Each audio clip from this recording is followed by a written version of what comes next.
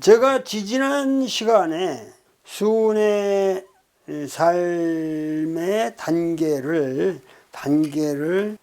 네 단계로 나눠서 기초화 단계, laying foundation, 그 다음에 외면화, externalization, 그 다음에 내면화 과정, 제3단계 내면화, internalization, 그 다음에 제4단계 사회화 과정, socialization 해가지고 제가 여러분들이 가지고 계신 353 페이지를 여러분들이 꼭 보시면은 거기에 대강 제가 말씀을 드렸죠. 그래서 제 1단계가 기초화라고 하는 이 말은 이 사람이 1824년에 출생을 해서 10살 때 어머니가 돌아가시거든요. 근데 그 수은이라는 사람은 그 아버지가 그 최옥이라고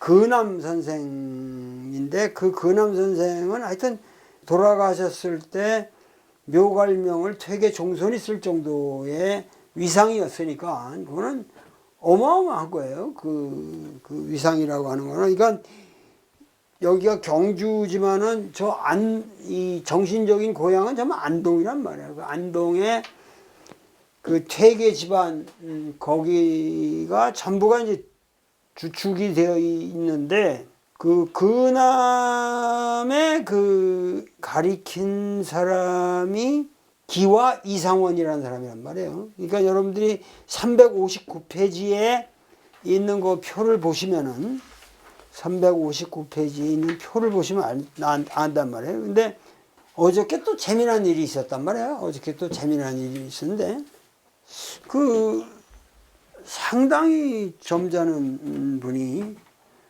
오셔가지고 나보고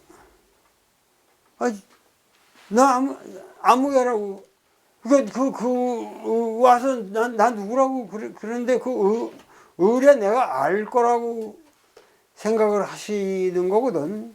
근데 나는 사람하고 이렇게 만나서 얘기하면 난 누구라고 그럴 때 내가 아는 경우가 그 한 10케이스 중에 한 케이스밖에 없어요. 한 10분째 그는 네네네 하고 그냥 예, 잘 알겠습니다. 이러고 그냥 그러시죠. 그냥 가야지 어떻게. 근데 여기는 전시장이니까 꼬박 와서 내가 뭐 하고 그때 이렇게 얘기하는데, 저분이 어떤 분인가.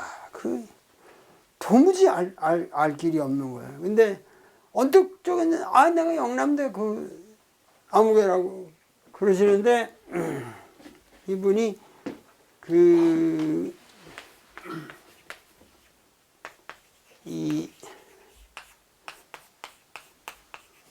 이장우 교수님이라고 이 한학을 하시는 우리나라 한학이죠. 국문학, 한학, 문학 계열로 철학도 하시고 하여튼 대단한 분이에요, 이분이. 근데 전시회를 이렇게 말씀을 들어가지고 오신 거예요. 그 얘기하다가, 아니, 먼저 여기 수은이, 우리 할아버지, 수은의 아버지가 우리 할아버지한테서 배운 사람인데, 이러는 거예요. 이 사람은 수은의 아버지인 근암 최옥을 가르친 그 최옥의 선생님이신 기와 이상원 선생의 직손이란 말이야. 정통 직손이란 말이야. 그러니까는 이 국학이라는 게 골치 아픈 거야, 이게. 예.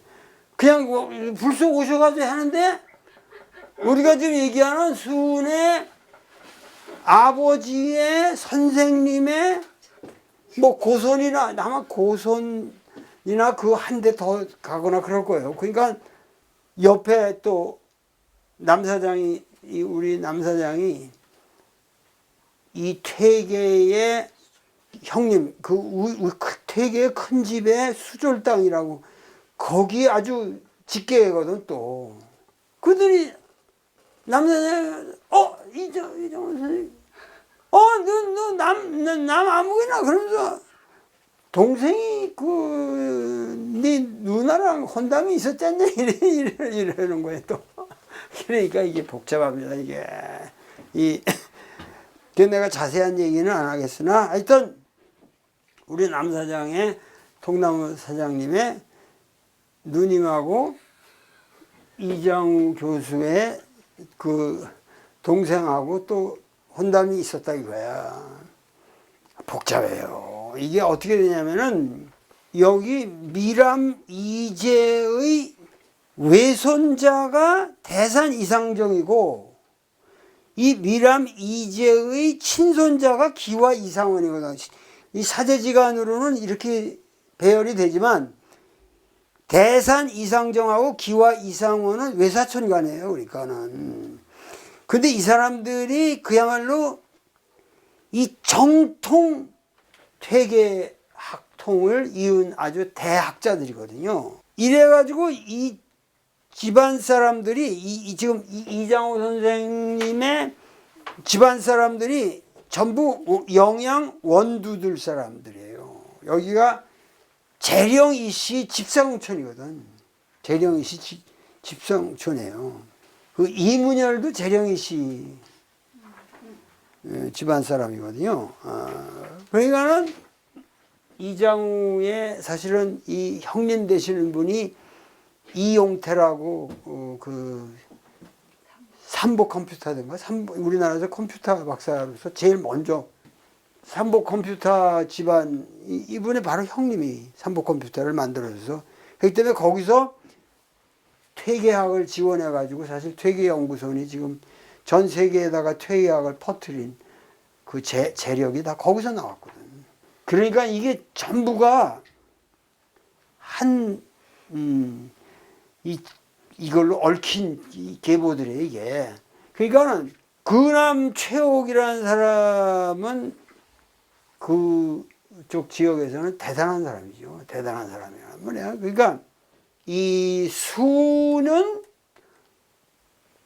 퇴계학통의 정통 그 라인에서 태어났고 아버지한테서 유학의 아주 정통 수련을 받은 사람이라는 거죠. 그런데 그러면서도 엄청나게 소위 말해서 퇴계학통을 몸에 익혔는데 단지 하나 결국은 그 아버지는 근암 최옥은 서울 가서 이거를 봤자 남인의 이 문벌을 가지고는 그 당시 과거 시험에 합격할 수 없다는 걸 깨닫고 그 때려치는 거거든요. 때려치는 거예요. 그래서 자기 그 호두 이 근암이라고 가까울 근자를 써서 바꾸고 그런데 이제 최수은의 특징이 뭐냐면은 최수은의 어머니가 제가를 한 사람이란 말이야. 그리고 근암은 또 그게 삼치고 세 번째 부위 그 다 돌아가셨어. 일찍 돌아가셔가지고 있는 저기에서 사실 첩으로 드린 게 아니고 제대로 취한 건데도 불구하고 취한 여자가 재간이기 때문에 그 과부였던 사람이 결혼했다고 해서 그게 뭐가 잘못이냔 말이야. 근데 조선 왕조는 그게 아주 큰 흠이란 말이야. 그러니까 재간여의 아들이라는 것 때문에 수는 완전히 과거길도 막히고 사회적인 것이 다 막힌 거죠. 그러니까 여기서 말하는 수의 삶의 제1단계라고 하는 거는 그야말로 엄청난 그 아이러니가 있단 말이에요. 그러니까 그 아버지가 그렇게 대학자고 최진일 장군의 손으로서 굉장히 성세가 있을 수도 있는데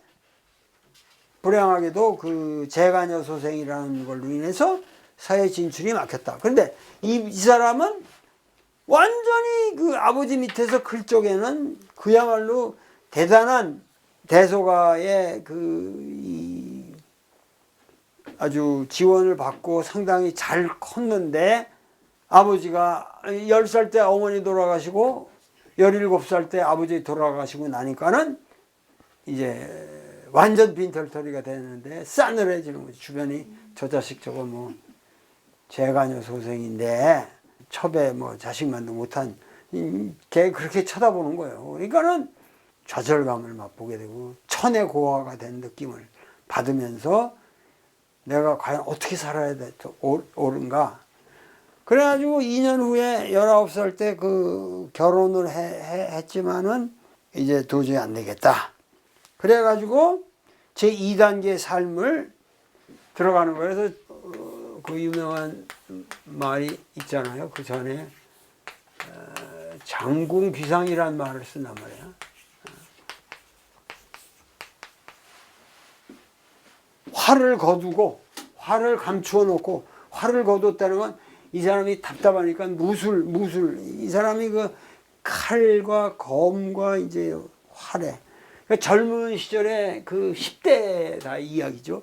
10대에 그냥 그때는 이 무술과 잡기를 많이 했다 그래. 그래서 그 이런 명리 같은 명리학이니 점치고 뭐 주역 이런 거 보고 뭐 이런 것들을 하다가 이게 꼭 그야말로 사기꾼 되는 길이구나. 그렇잖아요. 그냥 무술을 연마하고 명리의 대가다 그러면 이제 그렇게 해서 어떻게 먹고 살 수나 있겠나. 자기가 과거 못 보겠고 뭐 지식은 여기 머리는 빨리 돌아가지. 그렇게 되면 이제 사기꾼이 되는 거지. 사람 사기 쳐먹기 딱 좋은 모든 걸 갖추는 거지. 근데 야 관두자. 이제는 하지 말고 그래서 궁을 거두고 장사나 하자.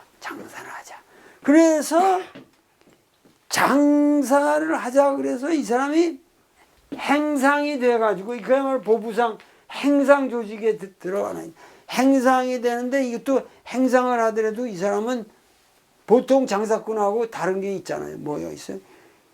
이게 체력이 좋고 무술이 센 데다가 어마어마한 지식에 이게 있잖아요. 그 장사꾼이 그런 사람이 어디 있어요?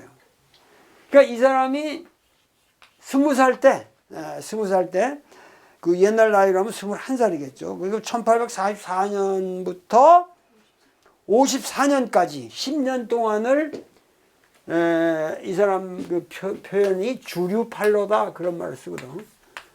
주유라고 해도 되겠지만 이런 말을 계속 쓰는데 그 10년 동안에 그러니까 20세로부터 30세까지 30세면은 이제 제대로 큰 거죠. 그러니까 20살에서 30살까지 주류 팔로를 했다 그러지만 이 팔로가 나는 중국 대륙까지도 갔었다. 이렇게 그 당시에 우리나라를 우리가 몰라서 그러는데 옛날에는 압록강이라는 게 그게 무슨 국경이 아니에요. 그게 동네 냇가리지 무슨 압록강이라는 작은 건데 그 얼마니 왔다 갔다 할 수 있는 거예요. 그게 하류는 좀 넓지만 저 상류로 가면은 헤엄쳐서 건널 수도 있는 데고 그러니까는 이게 이 만주 지역에서 저 심양까지는 그냥 국내예요. 그 당시 국내. 우리가 지금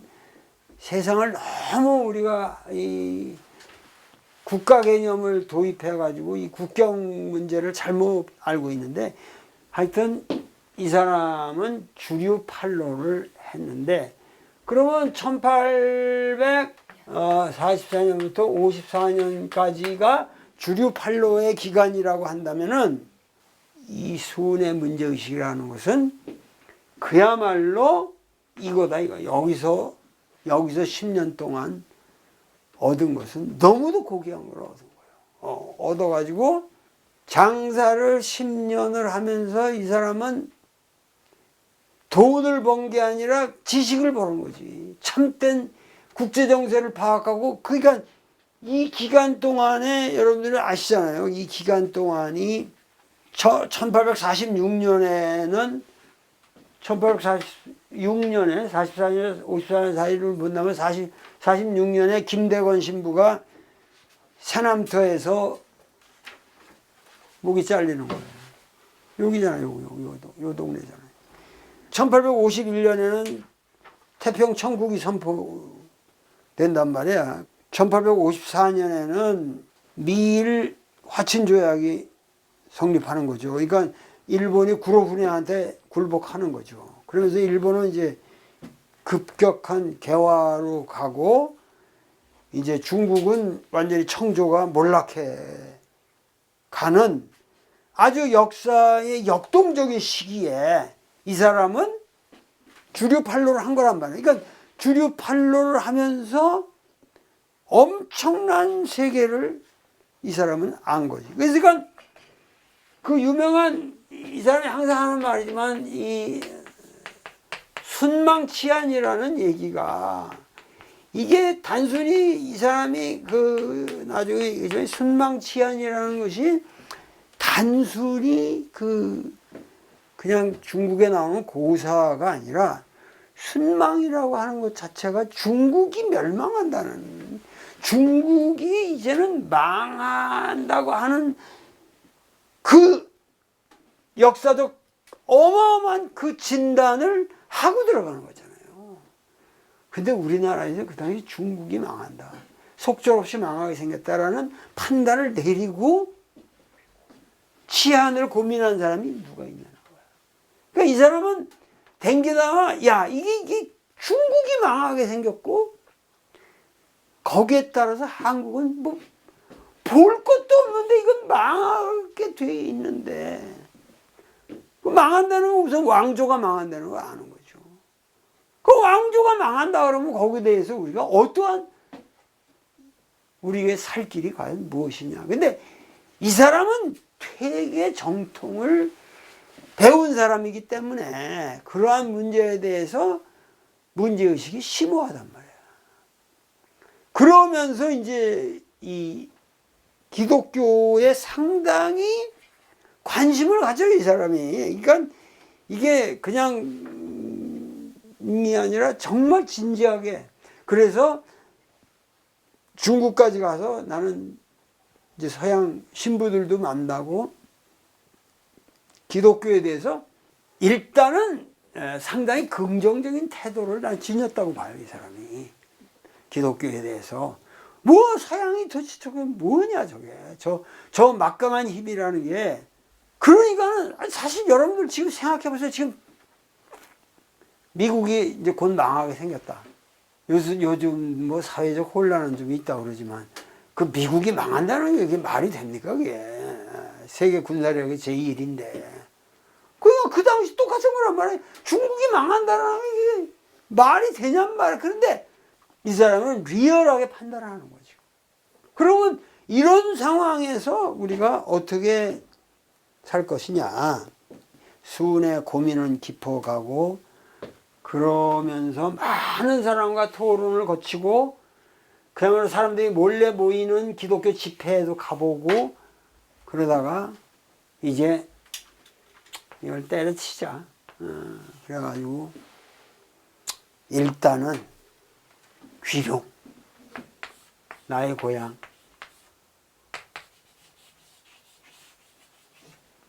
용담으로 돌아간다. 용담으로 돌아간다. 그러니까 이 사람의 삶이라는 건 거룡이라고 난 부르는데 용담을 떠나는 거하고 용담으로 돌아가는 이것이 계속 반복이 됩니다. 근데 용담에 와보니까 용담이라는 건 그 당시 뭐 다 퇴락해가지고 자기 아버지가 살았던 때는 그거 계속 보수도 하고 뭐 그랬지만 있을 수가 없어. 그래서 이거를 고치고 살려니 힘들다. 그래서 자기 부인 친정 쪽으로 거처를 옮기는 거예요. 거기가 울산 여시바위골이라는 데란 말이야. 울산 여시바위골이라는 데 가서 안착을 했는데 그 다음에 봄에 소위 말해서 을묘천서다 이런 이상한 그 말을 붙이는데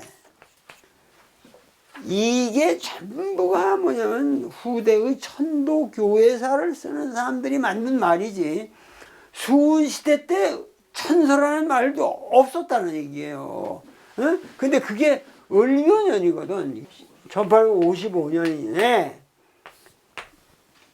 이건 천서라고 말할 수 있는 성격이 아니란 말인데 아주 신비화해서 그 천도 교회사를 쓰는 사람들이 만들어낸 말이라는 거예요. 이게 을묘천서라는 거는 전혀 실체가 없어요. 그런 건 없는데 그 여시바위골에서 안착한 후에 뜸을 들이는 거지. 이제 돌아왔으니까 한겨울을 남기고 군부를 떼고 살다가 봄이 풀렸는데 누가 나타나는 거예요. 누가 나타나는데 딱 여러분들이 갖고 있는 책에 이 100페이지에 그 대선생주 문집에 이 사건이 실려 있단 말이에요. 실려 있단 말이에요. 그 핵심적인 부분을 제가 여기에다가 써놓은 거예요. 그런데 그 전에 이렇게 스토리가 된단 말이에요. 을묘년 2월 봄에 이르러 어느 화사한 봄날에 봄잠이 깊게 들었다는 거예요. 내가 거기 가봤더니 거기가 참 좋아요. 이렇게 마루, 퇴마루가 있는데 상당히 지대가 높고 그래서 거기서 낮잠을 이렇게 자면 그냥 좋게 생겼더라고. 그래가지고 비몽사몽지간에 어떤 선사가 여기 선사라는 말을 썼거든. 찬실. 여기 선사라는 말을 썼단 말이야. 근데 이게 어떤 데서 보면은 또 선사라는 말을 쓰지 않고 뭐 노사라고 그러기도 하고 하여튼 근데 이게 어떤 선사가 밖에서부터 도달해서 주인을 찾는 거예요. 그래서 선생이 문을 열고 개호시지하니 그 문을 열고 쳐다보니까 하래 노사, 여기 노사라는 말을 썼네. 어디서 온 노사인지 그 용모가 청아하고 그 차림새나 모습이 의젓하기 그지없었다. 의형 은근이라. 그래서 출령 문지왈 나가서 이렇게 한 거예요. 그래서 스님께서는 어떤 일로 나를 찾아오셨습니까? 그러니까 스님이 말하는 거죠. 생원님이 바로 경주의 최 선생님이시죠? 그러니까 수군이 있다가 답하여 말하기를 그렇습니다. 그러니까 이 노스님이 노사라고 하는 노사가 말하기를 그렇다면 소승에게 긴히 좀 드릴 말씀이 있습니다. 초당으로 들어가도 되겠습니까? 이 사람은 밖에서 얘기하기도 않고 또 초당에 들어가서 말씀을 좀 드려야겠습니다. 들어가도 되겠습니까? 그러니까 우리 선생님은 그 스님을 데리고 초당으로 올라왔다. 그런데 수훈이 딱 정조하고 다시 물어 말하였다. 유하의로냐? 무슨 의론이 있으십니까? 그러니까 스님이 웃으면서 말했다 이런 거예요. 소승은 금강산 유점사에 있는 스님이로소이다. 그래서 도독불서라고 하는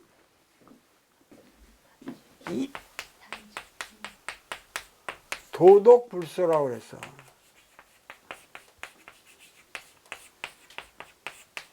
여기 이게 헛되이 이런 말이에요. 여기서 헛되이 불서를 읽었다 이런 말을 한단 말이에요. 근데 헛되이 불서를 오래 읽었으나 끝내 신령스러운 체험을 얻지 못하였습니다. 그래서 100일 공부를 하면 신효를 보리라 생각하고 지성으로 감축하였나이다. 그 100일 공부가 끝나는 마지막 날 탑 아래에서 극히 잠이 들었는데 호련히 깨어나서 탑 앞을 보니 한 권의 책이 탑 위에 놓여 있는 것이었습니다. 탑 위에 놓여 있더라고요. 그 책을 집어들어 펼쳐보니 세상에서 보기 드문 좀 희한한 책이었습니다. 그러므로 소승은 그 책을 품고 산문을 나와서 팔방을 주류하면서 이것을 해독할 수 있는 박식한 인물이 있을까 하고 곳곳을 아니 쏴다닌 곳이 없습니다만 그런 인물을 만날 수 없었습니다. 그런데 선생님께서 이 최생원이란 분이 보통 박식한 분이 아니라는 이야기를 악문케 되어 다짜고짜 그 책을 가슴에 품은 채 이렇게 생원님께 달려오게 되었습니다. 그러면서 하는 말이 생원주 기지지호, 생원님께서는 이 책을 좀 아십니까? 자, 여기까지 이제 서론인데 이 사건에 이 을묘천서라고 후대 사람들이 신비화 시켜가지고 붙여놓은 이름이 여기까지인데 여기 여러 가지 문제가 있단 말이에요. 예를 들면 여기 유점사라는 것도 유점사라는 거는 이렇게 쓰거든요. 이 유점사라고. 유점사랑은 이렇게 돼 있는데 이것도 전부 여기 보면은 머물 유자에다가 이런 식으로 썼어요. 유점사라고. 그러니까는 이게 전혀 뭐냐면 이게 진짜 유점사에서 온 사람인지 아닌지도 우리가 알 수가 없고 여기 선사라는 말도 쓰고 승이라는 말을 계속 쓰지만 여기 노사라고 하는 거고 아까 그 표현한 말도 뭐 용모가 청하고 뭐 그 복장이 이러다 그러면 이게 승복을 입은 사람도 아니야. 승복을 입은 사람도 아니고 유점사에서 왔다는 유점이라는 말도 이상하고 이 텍스트를 뜯어보면은 잘 맞지를 않아요. 이 말 자체가. 그리고 스님이 자기가 헛되이 불서를 유점사의 정도의 그 당시 그런 명사찰에 있는 스님이 헛되이 불서를 읽었으나 아무것도 얻는 게 없다 이런 말을 하는 거는 할 말이 아니지. 아무리 불교가 시시하다 그래도 스님 입장에서 불경의 그 심오함이라는 거는 그렇게 이렇게 경박하게 평가될 건 아니지. 그러니까 내 말은 뭐냐면은 이게 제대로 된 스님이라기보다는 전도사다 이거야. 어떤 기독교 전도사가 불교도 좀 알고 유교도 좀 아는데 불교도 제대로 모르고 유교도 제대로 모르고 불만은 잔뜩 있고 그런데 예수쟁이가 됐어. 근데 예수쟁이가 되다가 어떻게 해서 책을 하나 구하는데 이게 대단하다. 근데 이 도저히 내가 읽을 수가 없어. 근데 이거를 네가 읽을 게 아니라 제대로 된 저 울산에 저 사람은 학식이 대단하다. 그러니까 그 사람이 읽어서 이걸 깨우치면 거기서 전파력이 엄청날 거 아니야. 그러니까 전도사 입장에서는 사도 바울을 구하는구나. 지금 이 바울과 같은 그런 인물을 하나 찾아가지고 이거를 전파를 시켜야 한다. 요런 기회가에서 지금 수운이 걸려들었는데 보통 같으면 그냥 당하는 거지. 근데 여기서 수운은 새로운 경지를 터득하게 된다 이거야. 그러니까 이 수운이 받은 책이 무엇이며 여기서 어떠한 그 사건이 전개되는가. 이 흥미진진한 주제를 요다음 시간에 이 텍스트를 가지고 치열하게 분석해 가면서 과연 이것이 무엇인가. 그리고 수운의 인생은 어떠한 경로를 거쳐서 서학과 정면 대결을 하면서 거기서 동학을 만들어내느냐. 요 과정이 바로 이 을묘천서라는 문제에 얽혀 있다. 이런 말씀이죠. 오늘 강의는 여기까지만 끝내기로 하겠습니다. 감사합니다.